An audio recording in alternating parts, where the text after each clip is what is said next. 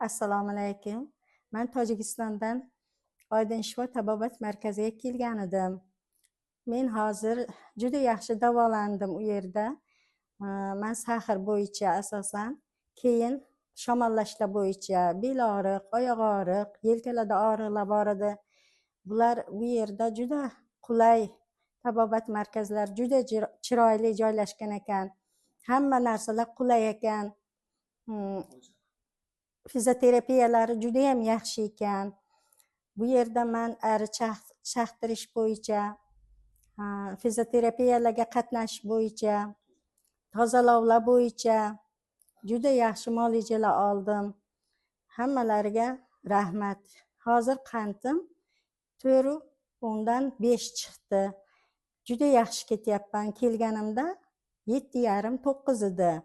Hozir oldin ham olgan edim bu muolajani. Uyga borganimda shu 7,5dan baland ko'tarilmagan edi. Oldin kelganimda 9 edi. Keyin 6-7 bo'lib yurdim uyda. 6 oydan keyin mana endi keldim. 7,5da kelgan edim. Hozir 4,5 bo'lib ketyapman.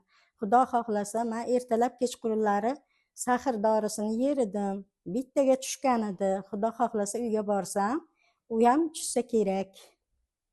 Yo'q bo'lsa kerak. Mana shu tabobat markazida ishlayotgan doktorlarga, hammalariga ming rahmat. Sog' salomat bo'lishsin.